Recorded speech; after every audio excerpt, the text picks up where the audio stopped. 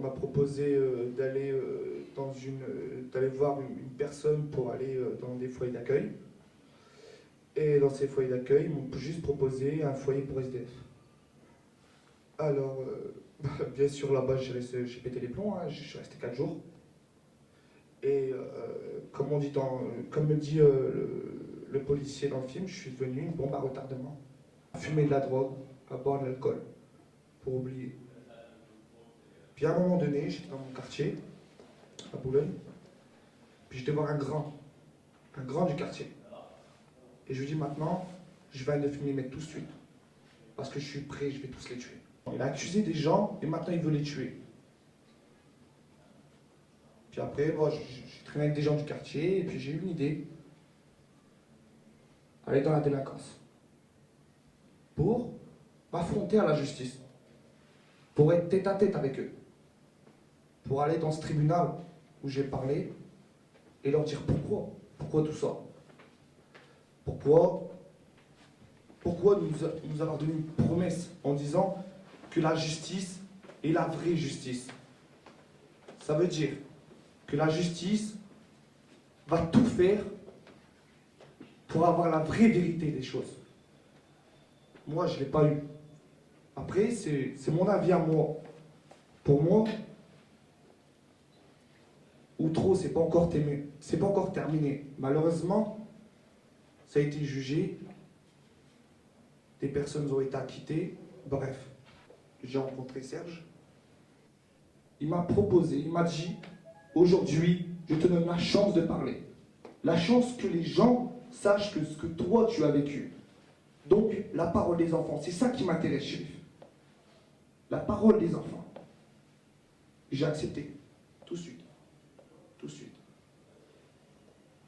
On l'a fait pendant des heures et des heures. J'ai rêvé d'un père, un vrai de vrai. Pour moi, qui était un super-héros. Une personne qui viendrait me chercher à l'école. Mais moi, un père, je ne connais pas. Et aujourd'hui non plus, malheureusement. Je repartais chez ma famille d'accueil tout seul, ou c'est elle qui venait me chercher. Ben, croyez-moi que ça fait bizarre. Quand vous voyez tous vos potes, avec leurs parents ils sont contents de voir leur fils. Et moi, je me disais, mais qu'est-ce qu'ils ressentent? Ça fait quoi? Ça fait quoi d'avoir un père?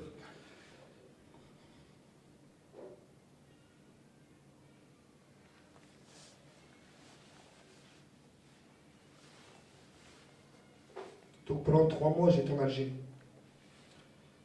J'ai su qu'au au lieu d'avoir une sœur, j'en ai 3. J'ai 2 frères là-bas. Mais malheureusement, le père que j'ai rêvé pendant tant d'années n'était pas comme celui-là que je pensais. Ça veut dire encore une claque dans ma gueule. Un père qui comprenait pas pourquoi j'ai une mère en prison. Une famille qui... Il n'y a que ma grand-mère en Algérie qui... Je la voyais tous les soirs, elle priait pour que je reparte en France. Et un jour, je vais vous le montrer.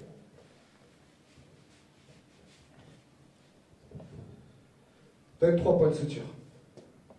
Parce que pour moi, c'était la fin. J'ai pris un couteau.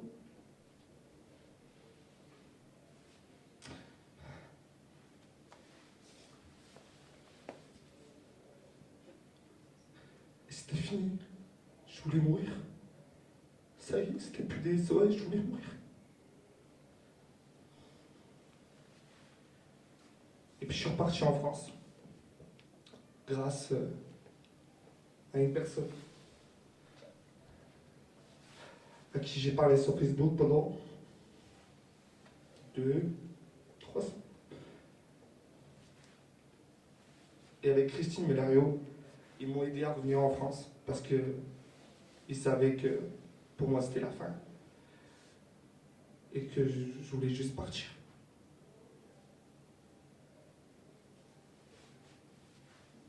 Et au mois d'octobre 2011,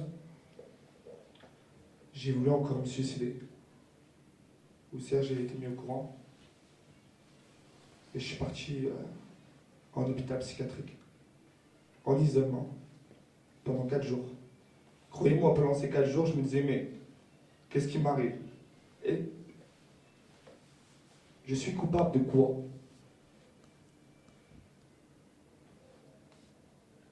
Et on m'a fait avaler des médicaments.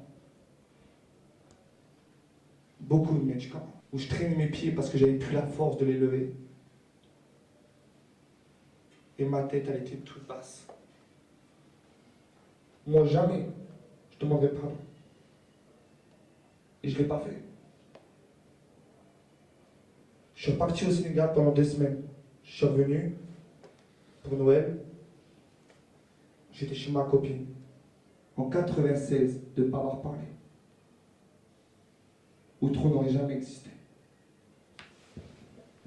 Aussi, je suis retourné donc j'ai fait 23 jours en prison avec RPS, donc ils m'en enlèvent 7. Et comme je suis resté tranquille là-bas,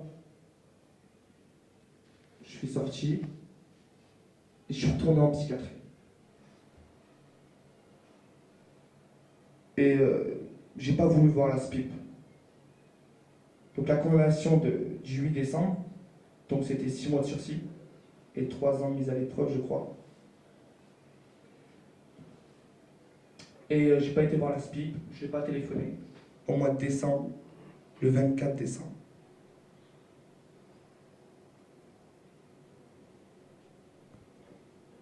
J'ai passé un Noël magnifique.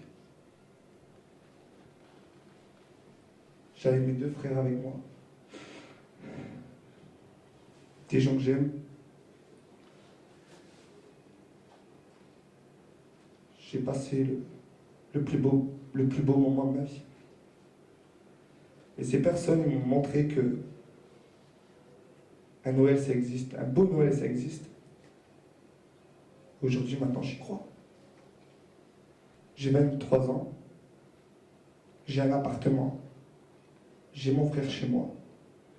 J'ai Jonathan chez moi. Et on est bien. Et j'ai plus de médicaments. Voilà.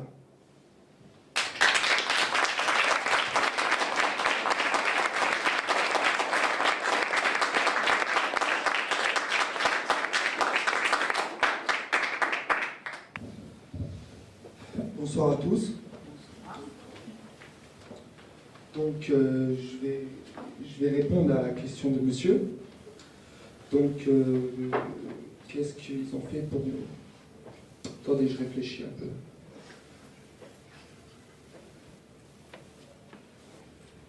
Rien. Rien du tout. Donc, j'étais en Belgique en CER. CER,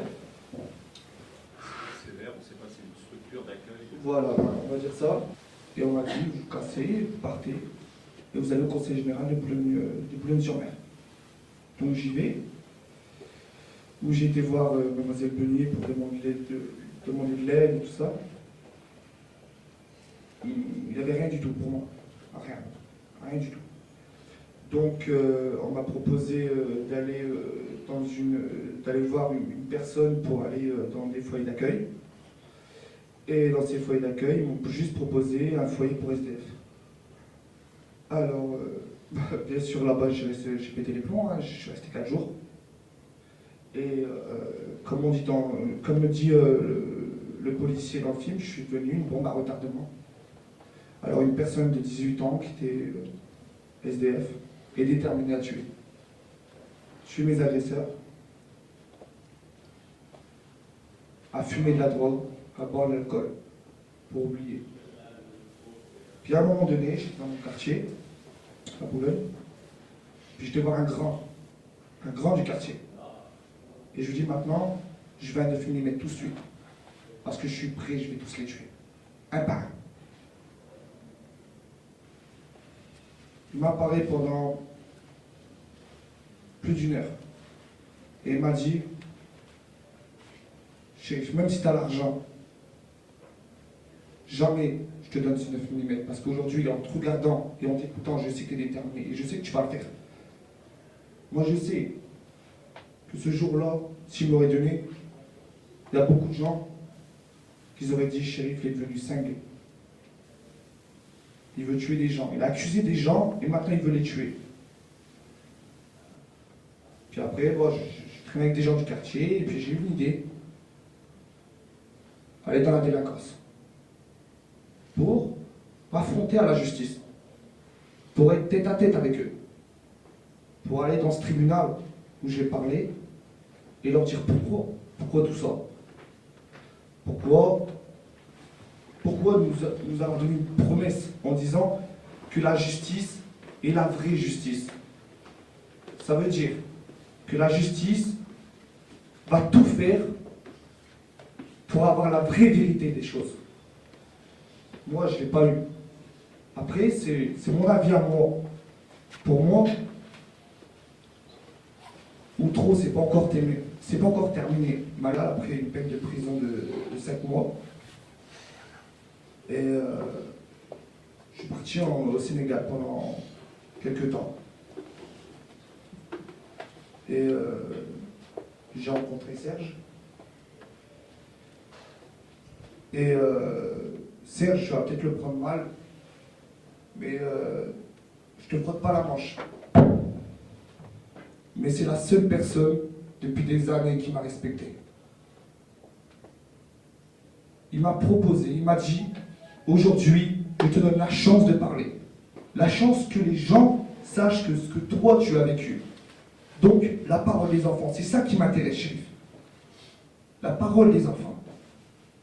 J'ai accepté, tout de suite. Tout de suite. On l'a fait pendant des heures, et des heures, des heures, des heures.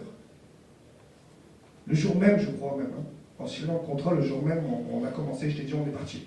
On commence. Donc pendant 3 mois, j'étais en Algérie. J'ai su qu'au bout d'avoir une sœur, j'en ai 3. J'ai 2 frères là-bas. Mais malheureusement, le père que j'ai élevé pendant tant d'années n'était pas comme celui-là que je pensais. Ça veut dire encore une claque dans ma gueule. Un père qui comprenait pas pourquoi j'ai mené en prison. Parce que pour moi, c'était la fin. J'ai pris un couteau. Et c'était fini. Je voulais mourir. Ça y est, c'était plus des SOS, je voulais mourir. Et puis je suis reparti en France. En isolement. Pendant 4 jours. Croyez-moi, pendant ces 4 jours, je me disais, mais qu'est-ce qui m'arrive? Et je suis devenu un légume. Où je traînais mes pieds parce que j'avais plus la force de les lever. Et ma tête, elle était toute basse. J'avais des crampes musculaires, tellement que les médicaments étaient puissants. Qui les a menacés de mort. Et au tribunal à Boulogne-sur-Mer, on m'a demandé en disant, il faut demander pardon. Jamais, c'est eux qui me demandaient pardon. Pas moi, aux enfants. Victime 12. Moi, jamais, je demanderai pardon. Et je ne l'ai pas fait. Je suis reparti au Sénégal pendant 2 semaines. Je suis revenu pour Noël. C'est un Noël magnifique. J'avais mes 2 frères avec moi. Des gens que j'aime.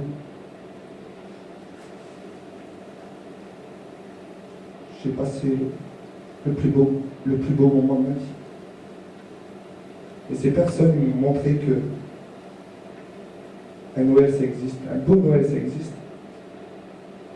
Aujourd'hui, maintenant, j'y crois. Aujourd'hui, j'ai 23 ans, j'ai un appartement, j'ai mon frère chez moi, j'ai Jonathan chez moi, et on est bien. Et j'ai plus de médicaments. Voilà.